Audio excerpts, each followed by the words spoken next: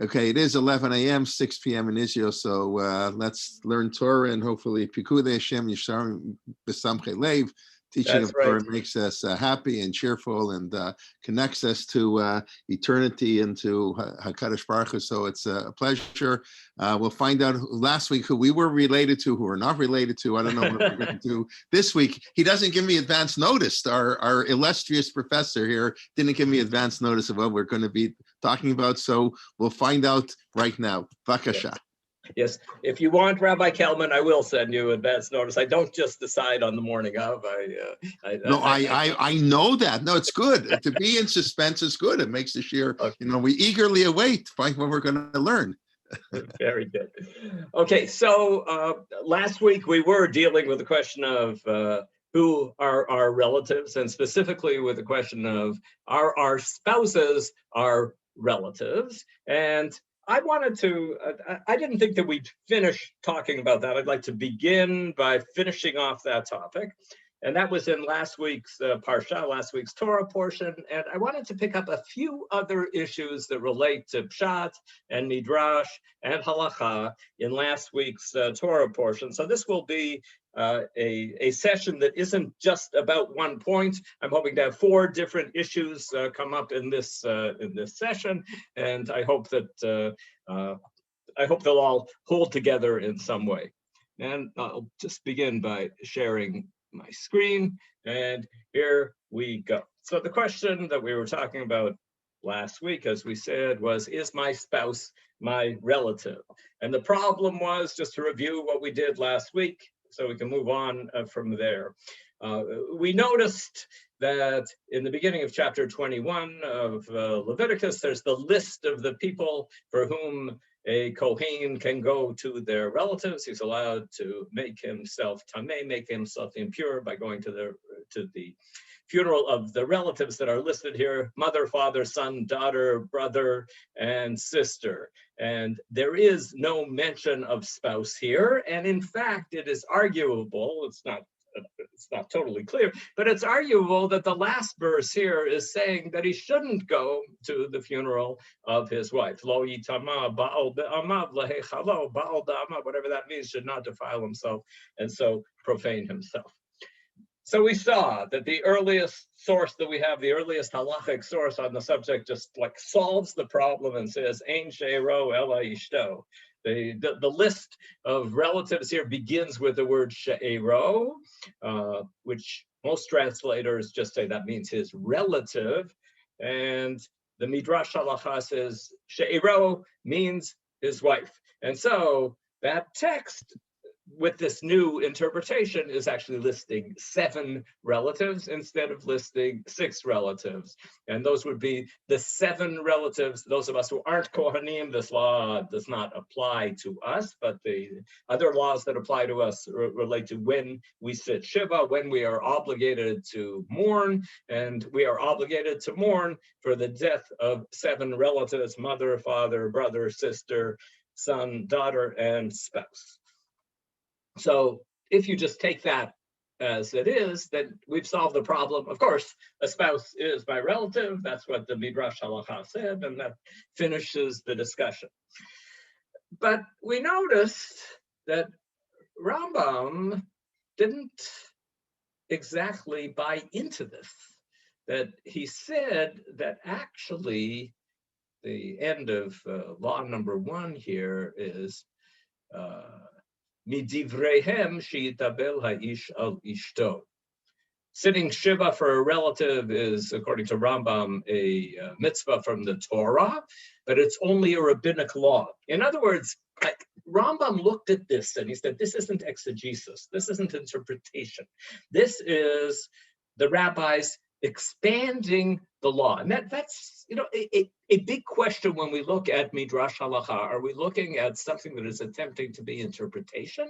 Are the rabbis attempting to say, if you look deeply into this text, you see that it's referring also to the death of a spouse? Or are the rabbis legislating? And Rambam is suggesting that what we have here is legislation. And he says that again at the end of the text in law number 7, a priest must defile himself for his wife, in other words, attend her funeral if she dies, even against his will. The basis for this law is rabbinic. In other words, it is not Torah law. And so he's looking at that Midrash Halacha and he's saying that isn't interpretation, it's rabbinic expansion of the text.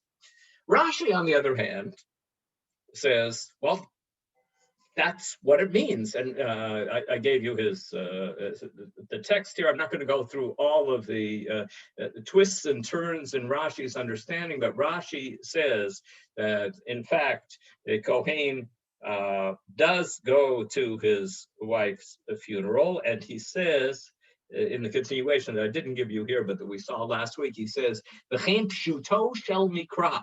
That's the pshat. That's, if you read the text carefully, if you read the text accurately, you will see this. So Rashi is like defending the Midrash Halacha and calling the Midrash Halacha pshat. It's the true interpretation of the text according to Rashi. Even Ezra, we saw, said, it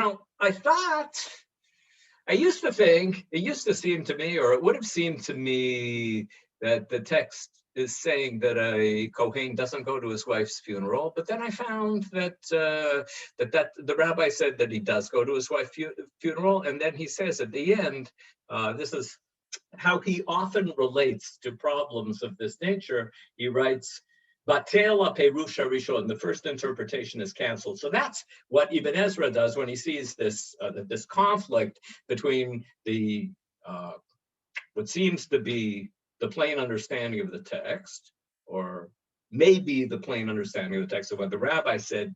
You can't have these two contradictory, you can't be saying X and minus X at the same time. If the rabbi said a Kohen has to go to his wife's funeral, then there couldn't be a verse that says that a Kohen doesn't go to his wife's funeral.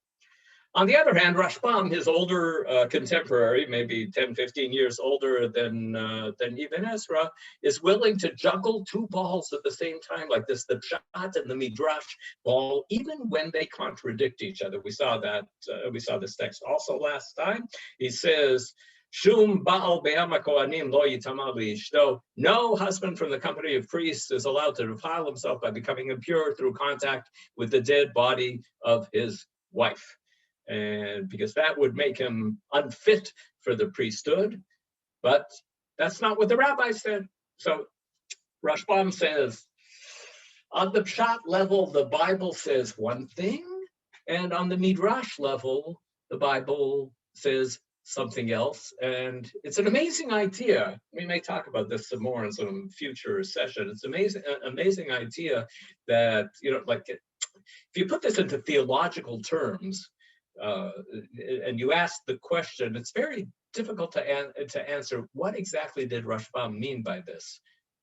Of course, Rashbam sees the author of this text as God, and he said God wrote the Pshat in such a way as to say to us that a Kohen should not go to his wife's funeral, but he wrote it in such a way that the Midrash says that he should go to his wife's funeral.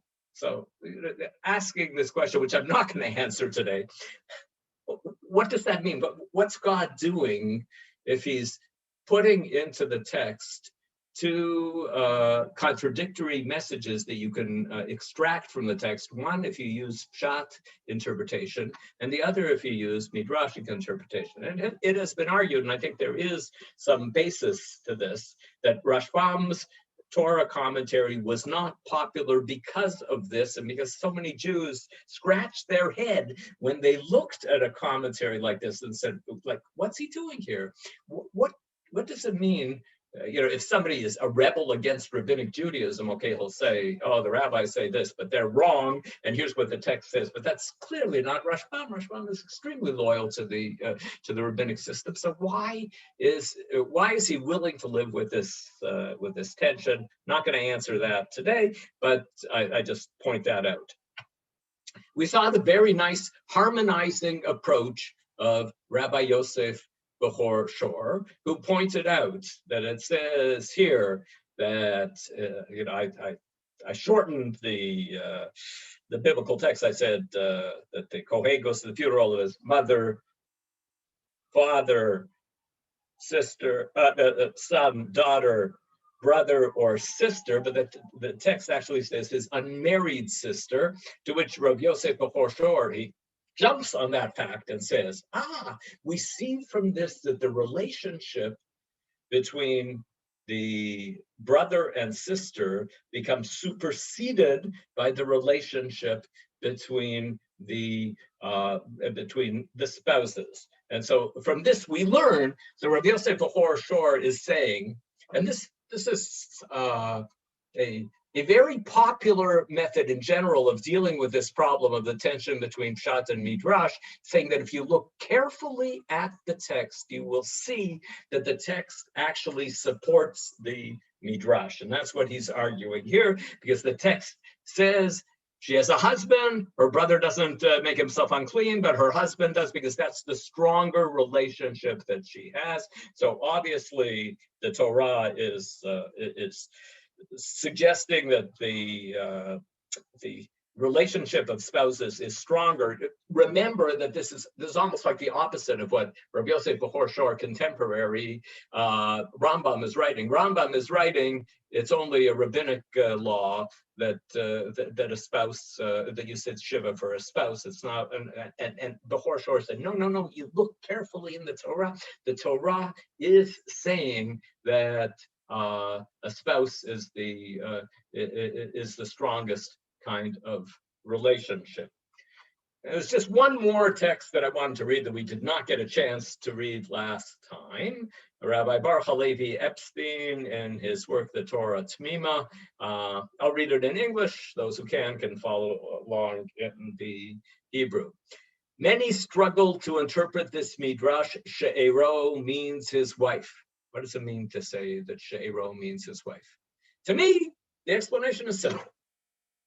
Since we have found that the Torah often uses the word she'er to refer to a family relationship between people, and since here it writes, to his she'er that is closest to him, we interpret this as a reference to his wife, since following the custom of the world and the ways of modesty, there is no relationship as close as the relationship of a husband and a wife. So there may be something circular here in what Rabbi Epstein is arguing here. So does the text here include wives? It lists all these relatives, and it lists a bunch of them, and it doesn't have a word for wife.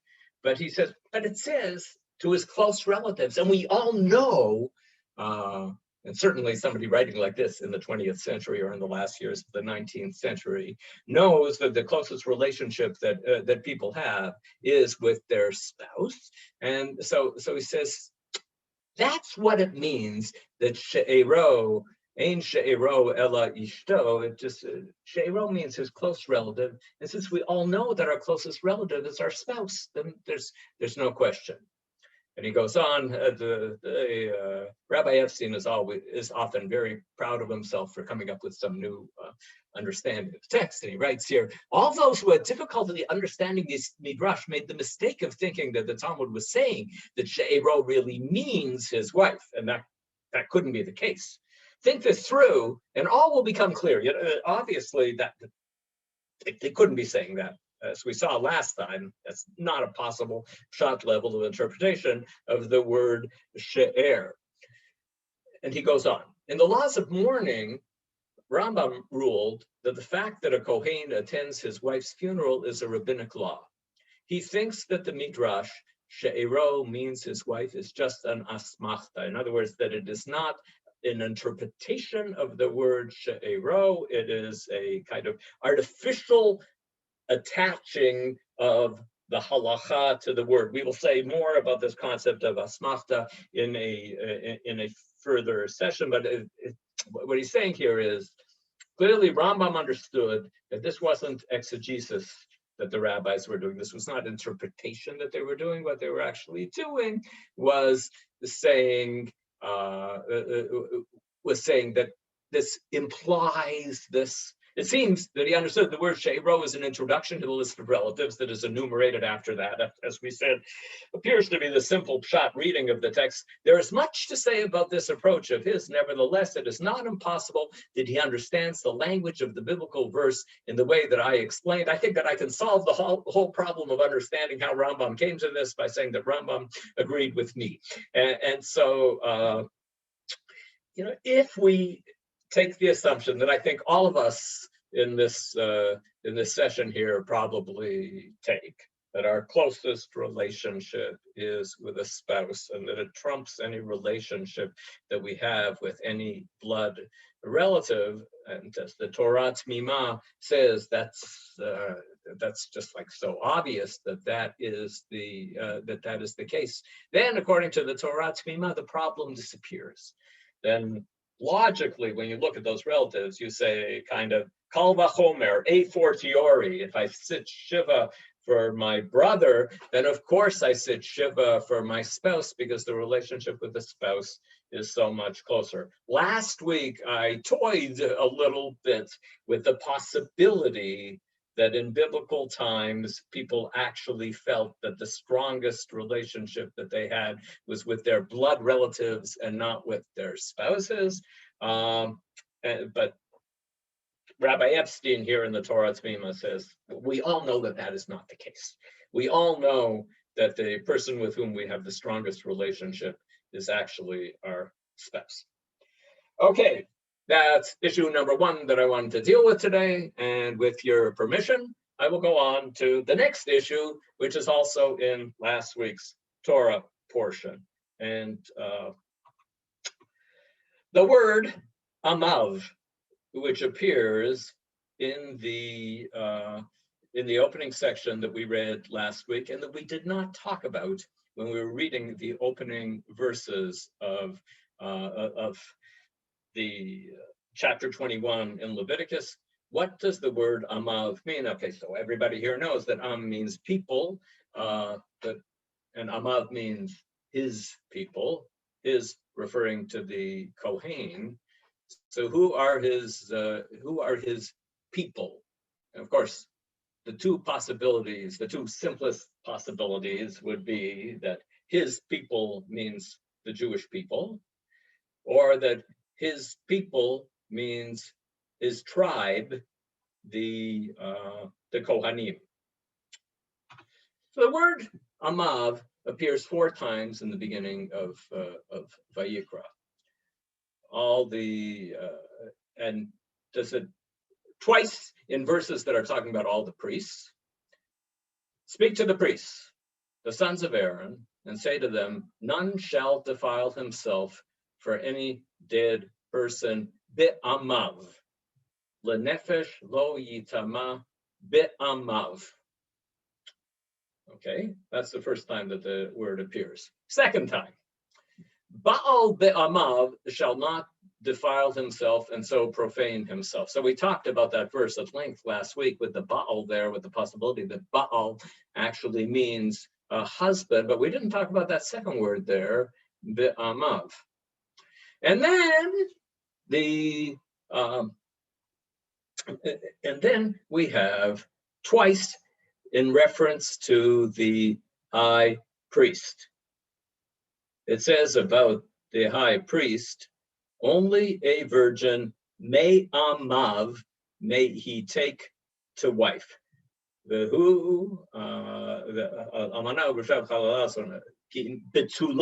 me amav yikach isha. You should take a virgin, me amav, as his wife. And then the next verse after that says, so that he won't profane his offspring, be'amav. Okay. So as I said, there are two ways that seem to be the most popular ways of understanding the word be'amav here, either as meaning the Jewish people, or meaning the Kohen. I'm just going to throw out a little question here. I know that you're all on mute, but if anybody wants to be so bold as to answer on chat, or if you feel like unmuting yourself for a second just to answer the question. Let's not get into a long discussion here, but just let me throw out a question. Do people happen to know, or would you like to guess what the halacha is? Does the high priest have to marry somebody who is a Kohenet, and who is from the tribe of the Kohanim? And I would like to ask that maybe those people who have smicha not answer, but if anybody who doesn't, I think there are 2 or 3 people here who don't have smicha. If any of you who don't have smicha would like to answer that question about whether the high priest, okay, somebody's been brave and answered here on the chat. The high priest does not have to marry a daughter of Kohen, I think, says Ellen. Ilana says no. No. I think it's looked favorably. I think it's looked upon favorably when a Kohen marries from the Kohanic tribe. Okay, good. I guess Jewish is enough. Zeb says, Chaim says, according to the simple Pshat, no. Okay, Chaim, we're going to discuss what the simple Pshat is in a second. But okay, Ellen Saffron says, no, he doesn't have to marry. Does anybody, can we get smicha if we know? Epi, you certainly deserve to get smicha. I can't use the chat, but I wonder. Okay, so go ahead, Pearlie. Tell us what you think. No, I'm wondering the use of the word amav versus the use of the word amo. Right. And amav would refer, I would think, to his own group, whereas amo refers to the nation at large. Okay. So okay. There's the answer that I get to come up with. Very, very good. Sheila says from the text, it would appear that the word betula would be enough, that it does not have to be a high priest. Well, all of you, not just you, Epi, everybody, I would say, who answered here is deserving of smicha, because they all knew the right halachic answer. But the question, yes, iPad says, aren't there times that women are considered a bifnei atzmo by the rabbis? That is true, but I don't think that that's what was meant here by Amav, a reference to that he should take a virgin who's a woman. I don't think that that's what was meant here. So all of you gave the halachic answer. Hats off to you for knowing your halacha. And now we're going to talk about, like, what does the phrase actually mean? So in the comment that we saw last week from Rashbam, when he talked about verse 4, he said, Shum Baal be'am ha-kohanim lo yitama le'ishto. That when it says Baal be'amav, that the word amav means from the tribe of Kohanim. That's what it means in verse 4. We saw that comment last week. He also makes that comment on verse 1 when it appears in verse 1, where it says, Lenefesh lo yitama be'amav. Rashbam writes, Ish be'am ha-kohanim lo yitama lenefesh adam. So he is convinced that the word in these verses means, at least he said it in verse 4, and he said it here in verse 1, and then he writes also, Kamo betula me amav yikach isha, just as in the phrase, he shall take a virgin, me amav, as a wife. It would seem, I would argue, we'll see that maybe you can argue this in more than one direction, but I would argue that Rashbam is saying clearly here that the pshat is that a Kohen has to marry a virgin from his of Kohanim, from the priestly caste, that is required. And in fact,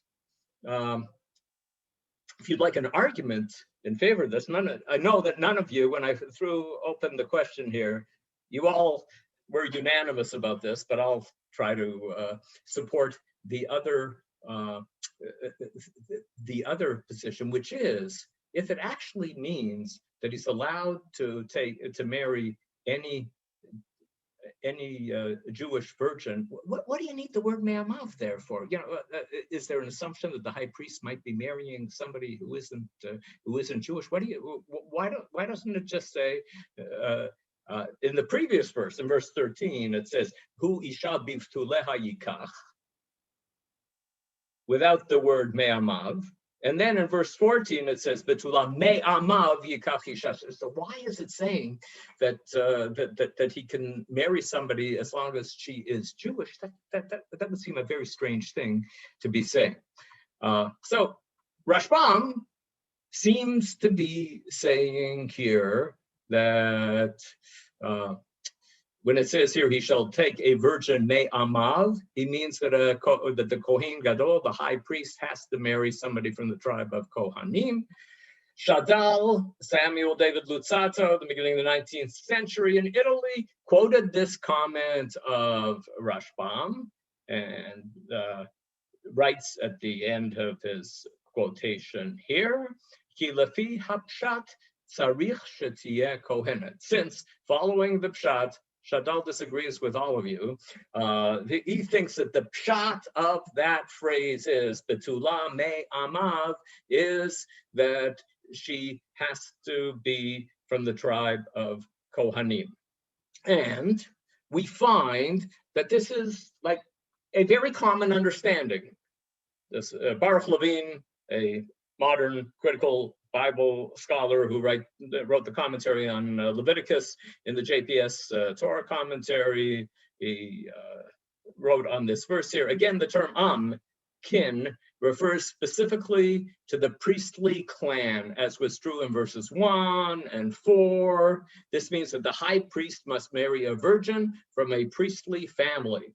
Verse 15 reasons that if he were to marry outside the priestly kinship, he would profane his offspring among his kin. Zaro be'amav, looking back at the verse there, he should not profane his offspring be'amav, in his bringing into the tribe of the Kohanim, this woman who is not from the tribe of Kohanim would be a diminution in the honor of the priesthood if the high priest were to do that. So that's what Rashbam seems to be suggesting, and Shadal is suggesting, and Baruch Levine suggests, and Philo of Alexandria, before the rabbis, writing before we have any rabbinic literature, in his work called The Special Laws, he writes, and besides these commands, Philo wrote in Greek, the summary of what he understood of Jewish law in his days. And besides these commands, he also defined, he meaning God or Moses, the Torah, defined precisely the family of the women who might be married by the high priest, commanding him to marry not merely a woman who was a virgin, but also one who was a priestess. In other words, the daughter of a priest. So Philo of Alexandria thought that that was the meaning of the verse, that so both bridegroom and bride might be of one house and in a manner of one blood, so as to display a most lasting harmony and union of disposition during the whole of their lives. If a Kohen marries a woman who is also from a family of Kohanim, it will be a lasting, a union of lasting harmony. The other Kohanim were permitted to marry women who were not of the daughters of priests, partly because their purificatory sacrifices are of but small importance. It's Nebuch, it's not so important to be a regular priest. The high priest is something really special. And partly because he was not willing entirely to disunite and separate the whole nation from the order of the priesthood. And that, in other words, that there was a little bit of democracy in saying that other Kohanim should be allowed to marry anybody that they want from any Jewish tribe. So here we have, if my reading of Rashbam is correct, and Shadal's reading of Rashbam is correct, and Baruch Levine's reading of the text, and Philo of Alexandria, we have all these people saying this. But as you all knew, because you all are deserving of rabbinic ordination, that's not the halacha. The high priest is allowed to marry any Jewish woman. And Naftali Tzvi Yehuda Berlin, the Netziv, in his commentary, How Makes Davar, actually came up with, this is the only person I saw who came up with a reason. Why would the Torah have to say that B'tulah Me'amav? If Me'amav means Jewish, then, well, why is it saying this? Well, I'll read it in English. Those of you who want can follow along in the Hebrew. The Netziv says, the text clarified that the high priest should marry only a virgin from his people. It would be fitting that the high priest marry a virgin who excels in wisdom.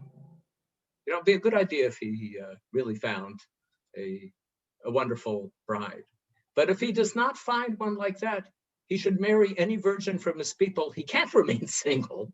That is why he is allowed to marry from his peoples, in other words, from any Jewish group, even the daughter of an Israelite commoner. So the Netziv is claiming that the Torah saying this, it's a way of the Torah saying what's really important is that he should get married.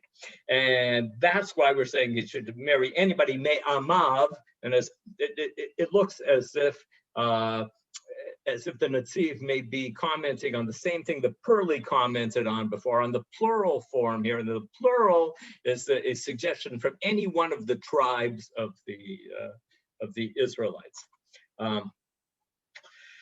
Before I published an edition of Rashbam's commentary on the Torah, the go-to edition was David Rosin's edition, published in the 1880s, and I shouldn't be so egotistical to say that mine is the go-to. Maybe his is still the go-to edition of Rashbam's commentary on the Torah. He just can't accept the idea that Rashbam had this heterodox reading of the text.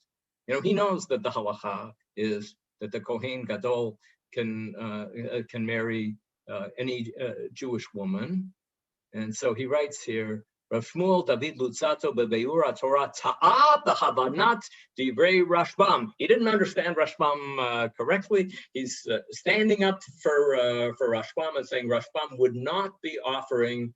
And it's possible that Rosin also thinks that, like, this offhand way that Rashbam offered this non-halachic interpretation, just says "Kamo b'tulah me'amav yikach isha." One would think that if he were offering something, Pshat interpretation that goes against the halacha, he'd at least, make it clear that he was doing that. Maybe that's bothering Rosin here. So we have this defense of Rashbam's orthodoxy, small o orthodoxy, that he must have accepted the halacha according to David Rosin. I will go out on a limb and say here that I really think that the Pshat, I actually agree with Baruch Levine and Rashbam and Shadal and Philo of Alexandria that the Pshat is that the Torah is interested in the high priest marrying a Kohenet, a priestess, somebody from the tribe of the Kohanim, and that as the years went by, there was this democratizing legislation. When the halachists came to write the halachot, they didn't want to have such a narrow pool of brides for the high priest, and so they expanded it. That's my feeling about what happened here with the text. Okay, that's issue number 2. Issue number 3 that we will look at today, also from last week's Torah reading, is the section about a priest who has a blemish. This is one of the more troubling texts for us to be reading these days in the 21st century.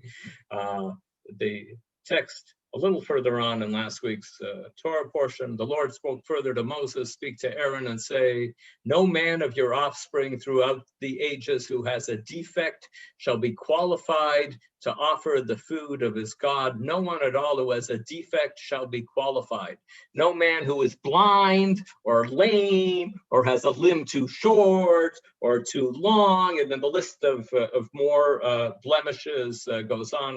Mercifully, I made the list shorter here, just gave you some of the highlights of the list. And then we go on. Kol ish asher bo mum mizer Aaron HaKohen lo yigash la'akriv et ishe Hashem mumbo et lechem Elohav lo yigash la'akriv. No man among the offspring of Aaron the priest who has a defect shall be qualified to offer the Lord's offering by fire. Having a defect, he shall not be qualified to offer the food of his God. He may eat of the food of his God. So he gets some of the benefits that a priest gets, which is to be allowed to eat truma and various other gifts that are given to the priest, but he just can't. You can't give a public role to somebody who has a blemish. The text is saying he may eat of the food of his God, of the most holy as well as the holy, whatever degree of holiness it is. There are 2 degrees of holiness, Kodashim Kalim and Kodesh Kodashim. He's allowed to eat both of those, but he shall not enter behind the curtain or come near the altar, for he has a defect. He shall not profane these places sacred to me, for I, the Lord, have sanctified them. Okay, as I said, this is a troubling text for us reading it in the 21st century. How do we deal with this text that suggests that somebody who has a blemish cannot be in a position of leadership? You look at a book like Sefer HaChinuch, the 13th century work from Spain, trying to provide the reasons for the mitzvot. It doesn't help very much when you see his attempt to explain the rationale here. I'll start with the second paragraph here just to save time. People who are distinguished in appearance and good in deeds will find favor and make a good impression on all those who see them. You know, we like looking at good-looking people, and they make a good impression on us. Conversely, if they are diminished in appearance and of strange limbs, even if they behave well, their actions will not influence the minds of those who see them as much. You know, if they've got blemishes, they just won't succeed in being a leader. Accordingly, it is fitting that the representative of the community, the shaliach of the community, should be a man of grace, well-built and handsome and pleasant in all his ways, so that the thoughts of people will be attracted to him. He's saying that psychologically, people who are better looking will have more of a positive influence on the assembled, and because of that, the Torah wants the priest's work to be done only by the people who are well-built, people of grace, handsome, pleasant in all their ways. Okay, that's the Sefer HaChinuch. Around the same time as Sefer HaChinuch, a rabbi writing in Germany, a famous rabbi writing in Germany, was asked a question. This is for those of you who are interested. There's more than one edition of Rabbi Meir of Rotenberg's responsa. This is responsa number 249 in the Cremona edition. That's the one that I was using for preparing this class. I'll read it in English. As to your question, so response to a collection, halachic questions are submitted to the rabbi, and he answers, as to your question, whether a man whose arms have fallen off because of God's quality of strict judgment is worthy of being the shaliach tzibur. Can somebody who doesn't have any arms, or maybe doesn't have hands, no, zro'otav, that's arms, doesn't have any arms, can he be the shaliach tzibur? Can he lead the prayers in the synagogue? And he writes, Pshita v'ra'ui hu. It's obvious. Of course, he is certainly worthy. In fact, he said, it is the ideal way of performing the mitzvah. Adarabba, mitzvah min hamuvchar, to have the leader of the community, our shaliach, the person who is representing us, be somebody who has a very serious blemish of this nature, is ra'ui v'ra'ui, certainly worthy. And he goes on, the Supreme King of Kings prefers to use broken vessels, unlike the preferences of human officials. Melech, I'll read it in Hebrew, it's such beautiful idea here. Melech malchei amlachim chafetz lehishtamesh b'chelim shavurim v'lo kederech sarim basar vadam. Maybe our kings here and our princes in the countries where we live, they want to look only at handsome people without any blemishes. But the king, the Supreme King of Kings, God prefers people who have a blemish. This does not disqualify them. This actually qualifies them more for the position of leading the community. And so it is written, Leiv nishbar v'nidke Elohim lo tevazeh. God, you will not reject a crushed and contrite heart. That I think that part of his argument here is that somebody who has suffered like this physically also is an appropriate person to be leading to the community, because the community suffers, and to have somebody who understands suffering representing the community is for the benefit of the community.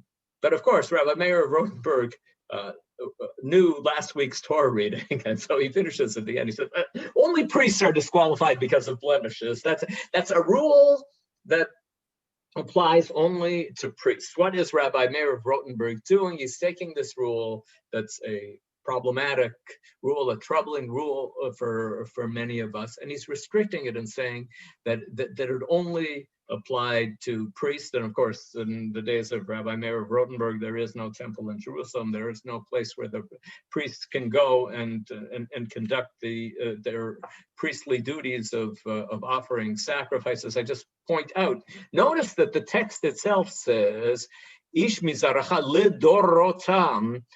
Throughout the ages, this law applies, and Rabbi Meir of Rotenberg takes this law and he restricts it, and he comes out with a position that I think is a position that we in the 21st century can feel very comfortable with. The idea that somebody who has a blemish can be our leader. There have been a number of responses that have been written recently about the issue about whether somebody in a wheelchair can be the shaliach tzibur, and the majority position of those who are dealing with that issue today is that somebody in a wheelchair can certainly be the shaliach tzibur. And this leads into the last question, which is a question that actually became more relevant this last year during Corona times, as I will explain as we go on. A blind person reading the Torah, well, of course, how do you read the Torah? If you're blind, well, a lot of people know the Torah reading by heart. When they get up there, how carefully are they looking at the text? They're supposed to be looking. It says in the halachic literature, you should be, if you're reading the Torah, you should be looking at every word. You shouldn't be looking around and just reciting it from memory because you memorized it. But I'm sure that everybody here knows that the person who receives an Aliyah to the Torah, who's called up to the Torah, originally the people who were called up to the Torah, each person did their own Torah reading. When they were called up to the Torah, each person read the section they were called up to read. And Even today, the halachic literature says that when you're called up to the Torah, you receive an Aliyah, even if there is a Torah reader who is standing there reading it, you are supposed to be reading along with the Torah reader. You are supposed to be looking at the text and reciting the text along with the Torah reader. So what happens if somebody is blind? So the Shulchan Aruch, Rabbi Joseph Caro, and the authoritative code of Jewish law writes, Mi she'eno yodea likrot tzarich limchot biyado shelo ya'aleh l'sefer Torah. A person who doesn't know how to read shouldn't get an aliyah. He should not be called up to the Torah because he can't read the section that he's getting called. So why will he say a blessing if he can't read it? ואם צריכים לזה שאינו יודע לקרות לפי שהוא כהן או לוי ואין שם אחר זולתו, אם כשיקרא לו שץ מילה במילה יודע לאומרה ולקרותה מן הכתב, יכול לעלות ואם לאו לא יעלה. But what happens if the only kohen that we have there, our custom is to give the first aliyah to a kohen? What happens if the only kohen that we have there isn't able to read Hebrew? Well, if you can call him up and you'll say it word by word, and you'll show the words to him in the Sefer Torah, you'll point to the words in the Sefer Torah, and he will say them after you. So actually he isn't reading because he can't identify the letters. He doesn't know how to read it, but he is looking at the letters and saying the word properly. That's okay, says Rabbi Joseph Caro. Grudgingly, he says that that's okay. And then he continues, Suma ino koreh. But a person who's blind cannot read from the Torah. And in the context there, it means he cannot receive an aliyah because it is forbidden to read even one letter not directly from the written text when you're called up to the Torah. So if you can't see the text, you can't have an aliyah. So that's what Rabbi Joseph Caro wrote in the Code of Jewish Law. However, there were many people who disagreed with him, including this rabbi, Rabbi Benjamin Aaron Salnik, who wrote a book called Masat Binyamin, who gives a kind of impassioned defense of giving an aliyah to a blind person. He wrote here, the Gaon and greatest sage of his generation, Rabbi Yosef Caro, in his work, the Beit Yosef, collected and gathered all the opinions and weighed and evaluated them and came to the conclusion that it is forbidden, that a blind person is not to be called up for an aliyah among those who are counted.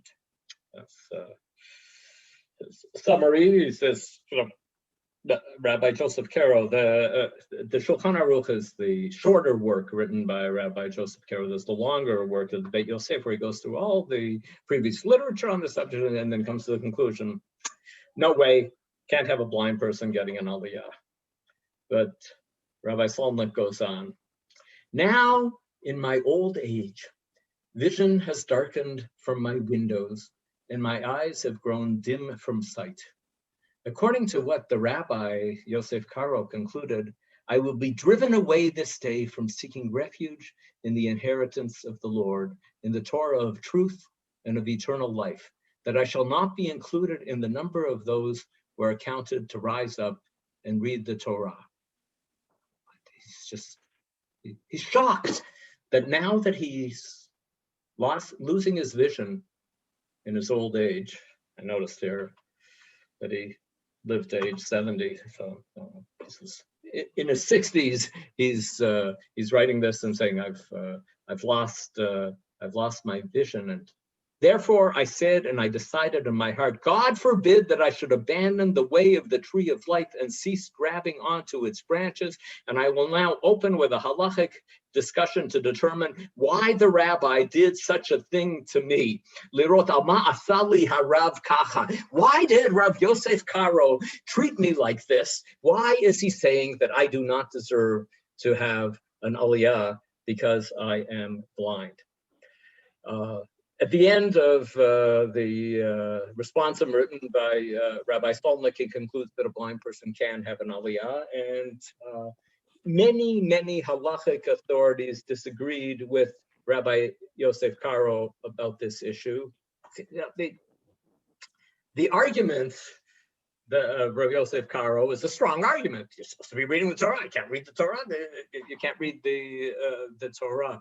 But it seems that another, Menschlichkeit kind of argument trumped that argument, and it became common in synagogues that I've gone to that people who don't have very good eyesight are called up to the Torah to receive an Aliyah. And as I said, this became an issue that was discussed very commonly in the last year in some places. The place where I was davening outdoors most often this year, when it was permitted to pray outdoors here in Israel, which wasn't all the time, but because of social distancing, we had the person who was receiving the Aliyah generally standing far away from the Torah reader. And if you're standing far away from the Torah reader, you can't really read what's written in the Torah. And people said, well, the social distancing is very important. We all know how important it is. We all know how important it is to have this social distancing. So since that is the case, then we will rely on the fact that if we are, in essence, making ourselves blind by standing far away from the Torah scroll, we can still have an Aliyah. So again, we see a possible movement towards democratization in this in the halachic process. Okay, shall we see what came into the chat? Sure. Would you like me to do that for you, or? Sure, go for it. Yes. Okay, we'll get to that. If I just may add one little thing you mentioned on the mumim. We know that like this question comes up on duchening, and we're already in the Mishnah. If people are dashvo, if people are used to the defect, like theoretically, the halacha says if somebody has some people are going to stare at the person, he can't, duchen. But the halacha is if people are used to it, people today, thank God, I guess, are more accepting of handicaps, so it would be okay. I'm wondering, this is sort of a radical question. Is there anybody who wants to claim that the psulim in the Torah in Parshat Emor for a coin in the Beit HaMikdash would have that exception to it, that if people, that's only what it should be. But if people, I've never heard that. I'm just throwing that out there as something radical to think about. I've never heard that either, but Rabbi Kelman, I'm not perturbed when somebody suggests something radical. No, I realize that. That's why I'm asking you. Yes. But I haven't seen anybody writing. Okay. We'll get to have one other question. If we have time, we'll get to it at the end. Okay. I'll go through these. Yes, when you say Kohani, my Pat pointing out does not include a Levi, I presume. A Kohen means a Kohen, no longer, a Levi is no longer a Kohen. Correct. Okay. Gersha wants to claim that Me'amav, it means a non-Jew, alien nations, as opposed to the way you're— From other nations. Okay, Gershon, you can claim that if you'd like. It doesn't seem to me likely, but thank you for the suggestion. Maybe it means he can't marry a virgin convert, Zev wrote here, and that is actually the halacha, and so that could be what the text is meaning, that she was born into that she was born into a Jewish family. Would that apply even if she's under 3? I think so. Yes. Unlike, I think today we assume a Kohen marrying a Gioret, I think, if I recall, only applies to chapter 3, but it could be different because whatever, we assume that she might not be a virgin, as strange as that may seem to us. Whereas maybe the Kohen Gadol is different. Mamash has to be born Jewish. It's not even that fear. I don't know. Okay, if anybody knows, okay. Amim har yikra'u, Amim reached the tribes of Israel. Okay, right. There are a number of times when it means that. There's no question. All TV anchors are good looking. Good point, Susanna. That's true. They only put people who are good looking as the TV anchor. iPad just pointing out that if you get married at 20, you got appointed as the high priest. Let's say you didn't marry. You didn't marry a betula, and then you get appointed the high priest. So the Mishnah already talks about that. If you're me'uras you were engaged, legally engaged, you can marry even the Kohen. Now, you would not force the Kohen Gadol to divorce his wife. A Kohen who marries a non-betula and then gets appointed the Kohen Gadol, as I understand that the halacha would allow him to become the Kohen Gadol. The Mishnah talk a little bit about that. Okay. Any times, Robert wants to know, any other times the word amav is used in the Chumash? It's not a common word, and we can't really extrapolate from other uses. And as Pearlie pointed out right away, that it's not saying ne'amo, which is a more common form that you might be expecting. I see that Herb Basser chimed in here and says that Josephus actually writes that every priest has to marry from the priestly family, and Josephus was a priest himself. So Josephus disagreeing with Philo and with the Halacha. iPad before that wanted to know, is there any comparison between this law and the law of inheritance, where before Tubav, you had to marry your own Kohen, so with Benot Slavchot, so the land wouldn't transfer from one Shevet to another. But I don't know why there'd be a problem, because the son would be a Kohen anyways. I mean, even if Kohen marries somebody from God, the son's a Kohen. It goes by the male. Only Jewishness goes by the female. Yes. Okay. Let's see more questions here. Josephus, exactly. Okay. Marty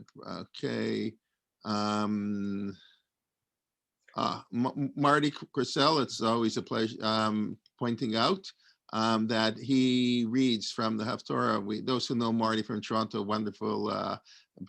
I'm glad to hear that you read the Haftorah and from a wheelchair. Very nice.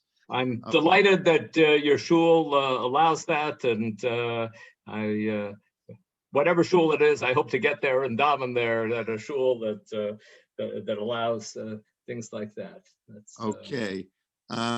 Right. I'm assuming, I don't know what Sam is making is a comment. The chazan on Hineni is just saying, accept my prayers as someone who's got all the qualifications, means he taka doesn't. In other words, we allow the chazan, and that's talking really on the moral virtues, I think, Hineni. Even though I'm not such a tzaddik and I'm not such a this and that, please accept me. I think kal vachomer for physical issues. Okay, I think the Yemenite minhag is still that the Oleh reads from the Torah, if I'm not mistaken. Yes. If you don't mind, I've got a funny story to tell about the custom of that there are still some synagogues where the person who is called up is asked to read the Torah. So I heard a story, I won't name the rabbi, but a well-known rabbi from the United States who was a Kohen, once was visiting here in Israel, and he was staying in a hotel, and he went to the closest shul that he could find, and it was a shul where they expected each person to read his own section from the Torah when he was called up. And when it came to call people up to the Torah, they said, "Is there a Kohen here?" And he put up his hand, and he was the only person there, and he came up there and he was looking to see where the Torah reader was, and there wasn't a Torah reader there. And he read it, and he said he was so embarrassed. He felt afterwards that he had embarrassed the American rabbinate because he had butchered this section. So the next time that he went back to Israel, he stayed at the same hotel, and he went to the same shul. And before he went to shul, he prepared the Torah reading for the Kohen's Aliyah, and he went to shul, and they asked, "Is there a Kohen here?" And he put up his hand, and they called him up to the Torah, and he said the blessing, and he read the Torah, and all was fine. And then they said, "Is there a Levi here in shul?" and there wasn't a Levi there, and they said, "Okay, we call up the Kohen to read the second Aliyah." Also, he was not prepared for that. And his when he told the story, he said, "When you are a rabbi, you always have to be prepared." It was the conclusion that he came to from this story. If I can, too, when in the days when we used to be able to travel, so our sort of we had when we were in Morocco, the summer of 2019, went to shul, and there was that was the time where there was an extra parsha. If you travel from Israel, Chukat Balak, the double parsha, because the last day of Pesach was on Shabbos. So they finished laning, and then there was a whole discussion. They said, let's lane the second parsha, like to make up, like for the people from Israel. So some guy, they looked around, they called up, okay, they gave some guy an Aliyah, and like he just laned the whole parsha, like some guy without, like, were there people who, and the Sephardic community, Yemenite community, they can just lane like that. It's a beautiful thing.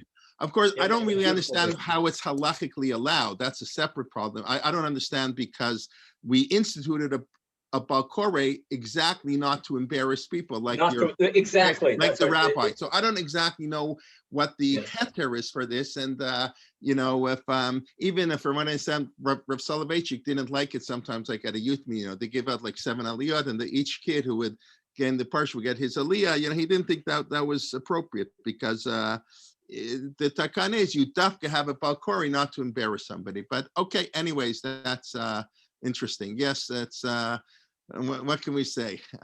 Had they called me up to lane without notice, I also would have been I don't know if I would have been embarrassed, but I also would have butchered it. So anyways, okay, if I may ask you one last quick question before, of course, at 12:15, Lori Novick, today continuing her series on women in Kriyat Torah, and today this topic's on Kvod HaTzibur. I think, Dr. Lockshin, you're more than invited to stay. I know you're busy, but of course this is a subject you've dealt with. Subject that I'm interested in, yes. Today, so she'll be talking on the issue of Kvod HaTzibur, which of course is the basic issue of, can a woman have an Aliyah?